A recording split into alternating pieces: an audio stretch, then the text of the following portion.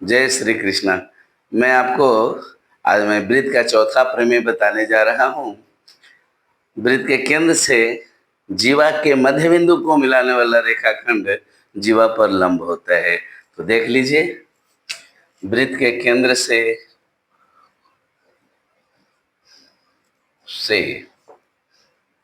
जीवा के मध्य बिंदु को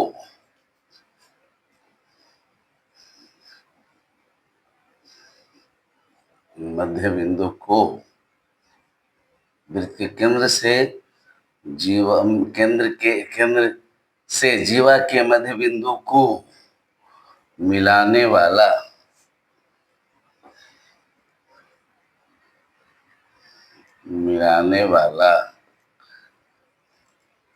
रेखाखंड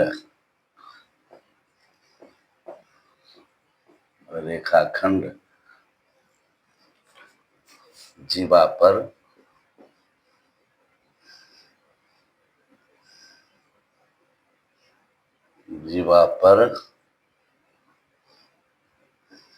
लंब होता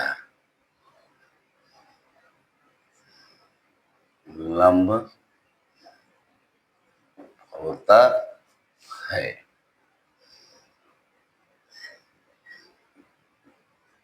अभी जो हम लोगों ने पढ़ा उसका जस्ट विलोम, वृत्त के केंद्र से जीवा के मध्य बिंदु को मिलाने वाला रेखाखंड जीवा पर लंब होता है। तो देखिए, ये आपका वो वृत्त हो गया, ये भी एक जीवा है और ओ से सी को मिलाया गया, ये ए बी का मध्य बिंदु है। दिया हुआ है कि ओ केंद्र वाला एक वृत्त है जिसमें ए बी एक जीवा है जिसका मध्य बिंदु जिसका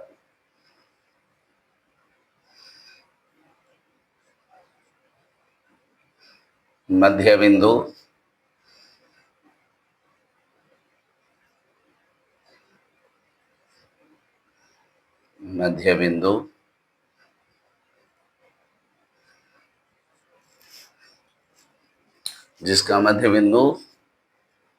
सी है।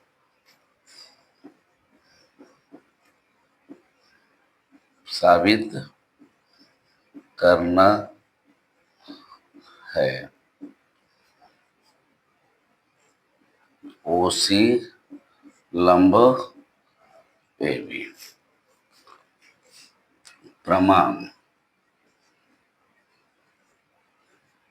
त्रिभुज ए सी ओ तथा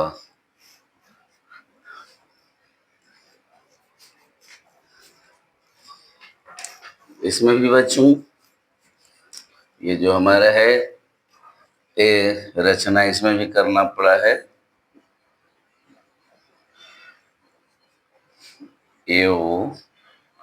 ए से ओ तथा बी से ओ को मिलाया। प्रमाण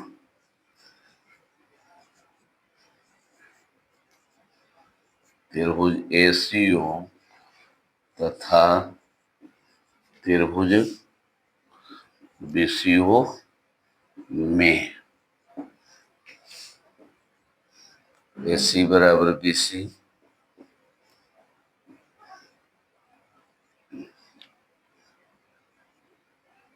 दिया हुआ है।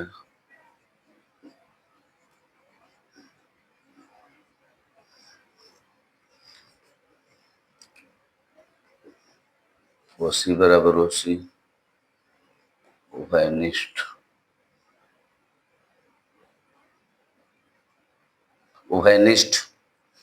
AO बराबर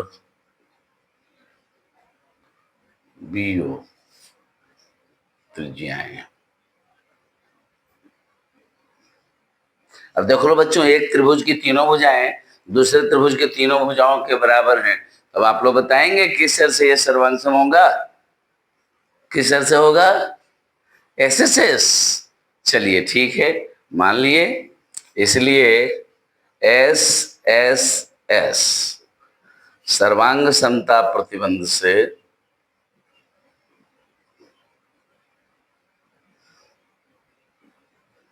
प्रतिबंध से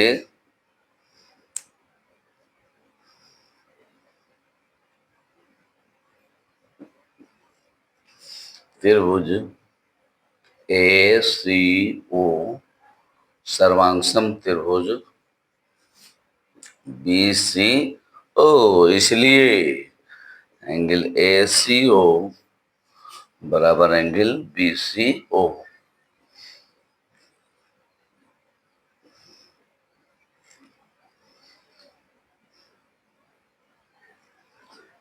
अब आप लोग बताएंगे एंगल ACO और BCO कैसे एंगल हैं?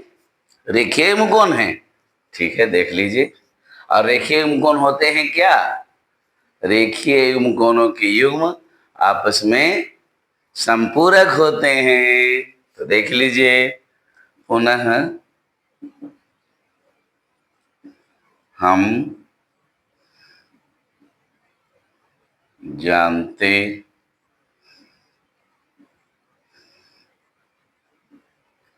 हैं कि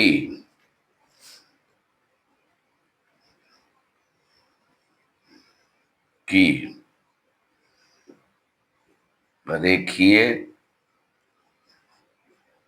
युग्म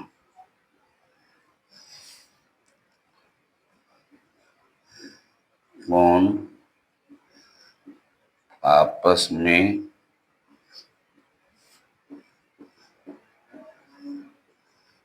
संपूरक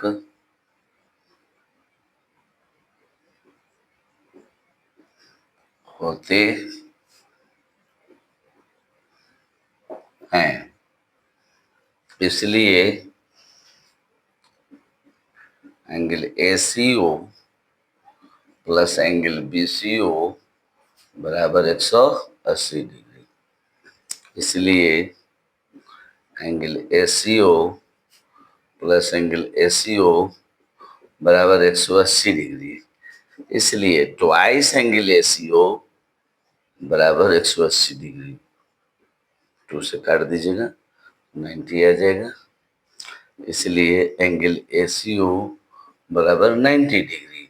आपको मैंने पढ़ाया है कि यदि एक रेखा दूसरे रेखा के साथ 90 डिग्री का कोण बनाती है तो वह वे रेखाएं एक दूसरे पर लंब होती हैं। इसलिए बच्चों, इसलिए आप लिख सकते हैं OC लंब AB, OC लंब AB, अब बगल में क्या लिखेंगे? प्रूव्ड। तो फिर से एक बार समझेंगे, ठीक है, समझ लीजिए। वृत्त के केंद्र से जीवा के मध्य बिंदु को मिलाने वाला रेखाखंड जीवा पर लंब होता है। मुख्य प्रतिज्ञा दिया हुआ है कि वो केंद्र वाला एक वृत्त है जिसमें AB एक जीवा है जिसका मध्य बिंदु C है। साबित करना है OC लंब AB। रचना, A से O तथा B से O को मिलाया। प्रमाण, त्रिभुज ACO तथा त्रिभुज BCO में AC बराबर BC दिया हुआ है, OC बराबर OC उभयनिष्ठ, AO बराबर BO त्रिज्याएं हैं, इसलिए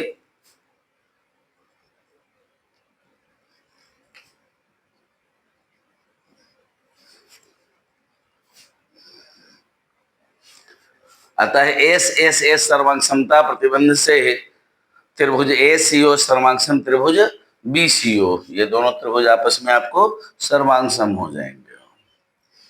BCO तो अगर सर्वांगसम होंगे तो ये दोनों कोण भी बराबर हो जाएंगे। एंगल ACO बराबर कोण BCO। दो सर्वांगसम त्रिभुजों में समान भुजा के सामने के कोण भी समान होते हैं। पुनः हम जानते हैं कि रेखीय कोण आपस में संपूरक होते हैं, इसलिए कोण ACO प्लस कोण BCO बराबर 180 डिग्री। 180 डिग्री।